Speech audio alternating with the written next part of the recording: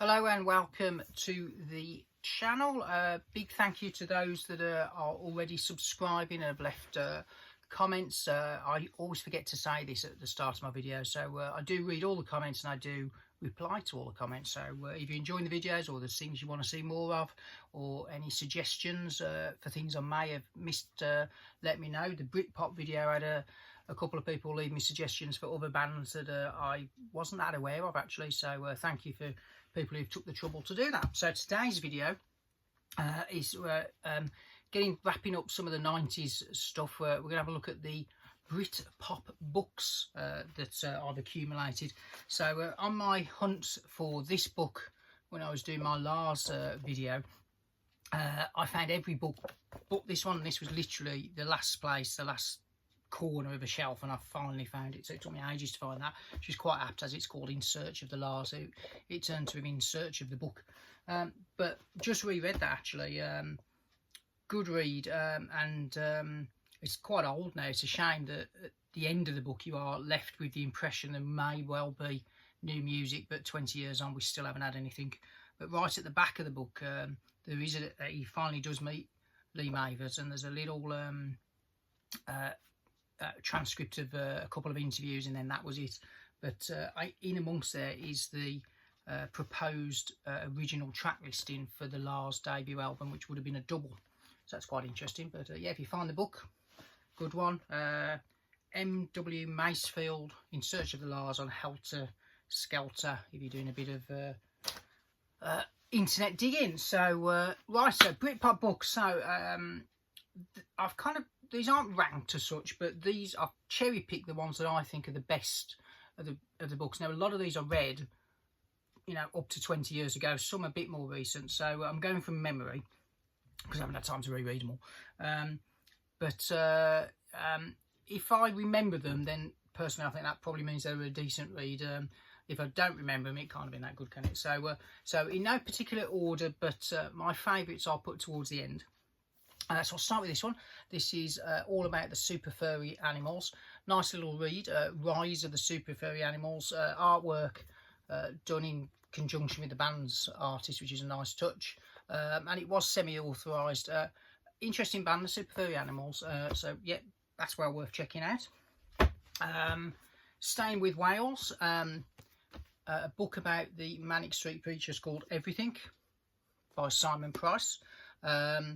1999 that was published, so it goes up to the kind of when they were at their commercial peak. Decent read, because their early years in particular are really kind of interesting kind of things. You get the whole you know, Richie Edwards, you know, putting the razor blade into his arm and that type of stuff. So good book, although the author Simon Price did a pretty what's the word, hatchet job in The Guardian recently around the Oasis reunion, which I was not particularly impressed by, but we'll forgive him that, I suppose. This is a good one. A light read. Alex James, the bassist from Blur, Bit of a Blur, that's his autobiography. And that he has done, there's a second volume, because he when Blur were no more as such and Damon was doing Gorillaz, he went into cheese farming and all that, which touched upon at the end of this, but this is very much the formation of the band and the Britpop years, and then the falling out years. But you know, he doesn't take life too seriously, Alex James, so I think he enjoyed himself. So good read. If you want a bit more of an overview of the band, this was not bad. Stuart McConey, 3,862 days, the official history of Blur. So that was a good read. And I think that was published again in 1999, so it kind of cuts off at the end of that decade. Now the next book's a really good one, a bit of a thick one, by Mark Sturdy. Truth and Beauty, the Story of Pulp. And that is a really good book. Now I haven't read this since I bought it, and that was in 2003, I remember rightly. I bought it in York. It's a bit of a beast of a book, and that's because, for those that don't know, Pulp actually formed in the early 80s and made the first album, I think, in 85, and there's 3 or 4 albums before you get the pulp that you would recognise that came out in dribs and drabs, plus singles over that decade. So so there's a lot more to pulp than Britpop, so really recommend that one.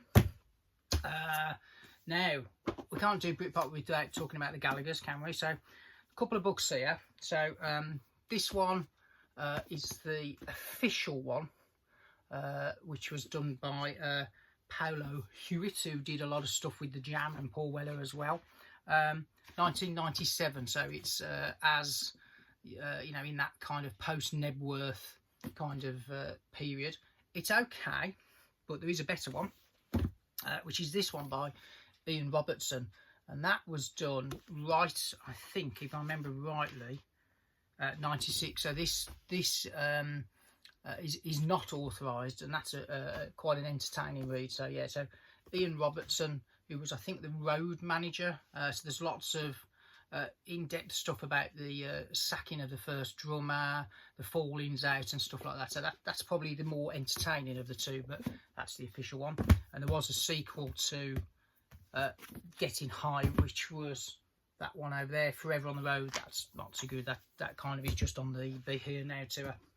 Now, if you want an overview of Britpop, a couple of books. This is a great one.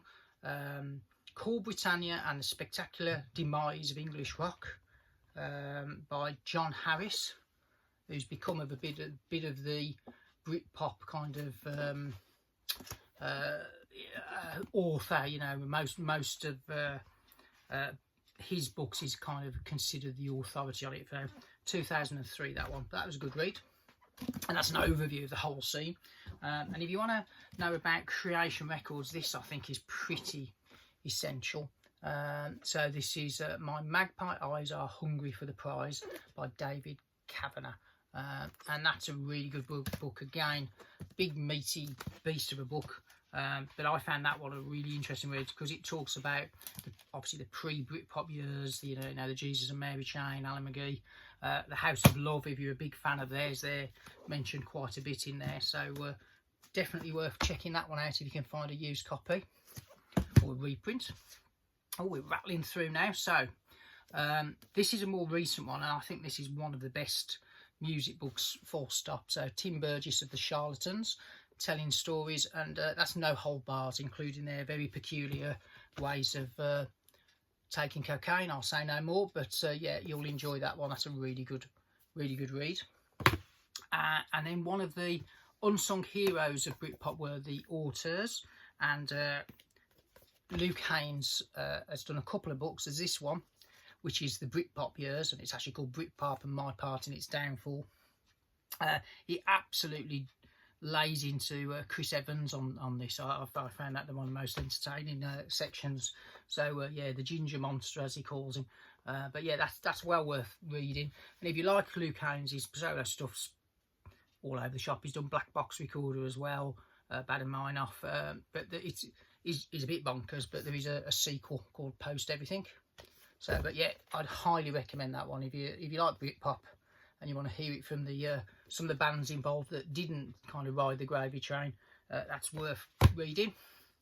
But my absolute favourite books that are of that era, and there's a 2 for 1 here really, these two by Brett Anderson of Suede fame.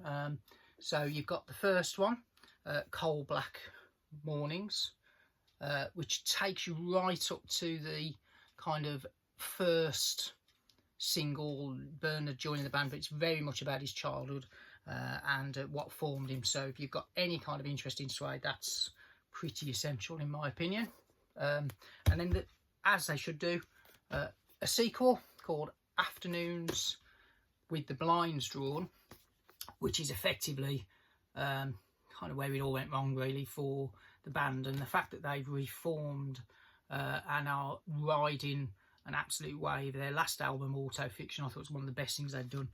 So it's great to see them back. But this kind of goes through the whole, you know, head music, downfall, drugs are definitely a part of that, and how he kind of had to rebuild. So a couple of great books there. So highly recommend both of those. And really, if you read this one, it stops really before the fame kind of kicks in and they start to sell records.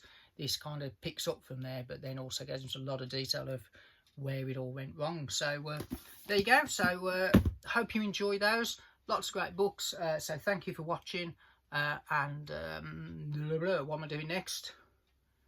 The death of Britpop, and September, Irish month. There will be some Irish related videos, all things Ireland and the bands or artists from there. So thanks for watching. I'll see you on the next one, and don't forget, if you've enjoyed the video, please like and subscribe and all that type of stuff. Leave your comments as well, because I do reply. And yeah, I apologise for not saying that before. So have a good one, and yeah, I'll see you on the next one. So bye bye.